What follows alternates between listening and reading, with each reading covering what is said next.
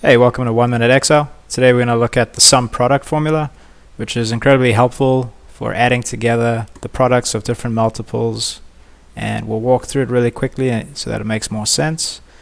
Basically, it allows you to pick a variety of arrays. You could do 1, 2, 3, and onwards. If you pick just one, it's basically just going to sum up the array. And the array in this case is a column.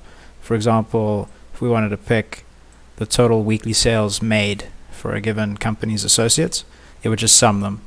So using this data example here, we're going to look at a 1, 2, and 3 array SumProduct example. For the first one, we do SumProduct, and in this case, like I walked through, we're just going to select the weekly sales made. Go ahead and hit F4 to lock that. You can close it out. You can see 107, that ties out. Now, if we wanted to do 2 arrays in the SumProduct, in this case, we're going to do the weekly sales made, again, lock that with F4. And now we're going to add in the commissions per sale.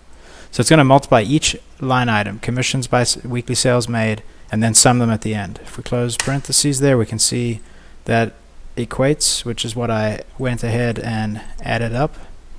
And then if we wanted to use 3 arrays, it's the same thing as the first 2, but now we're going to add the bonus multiple.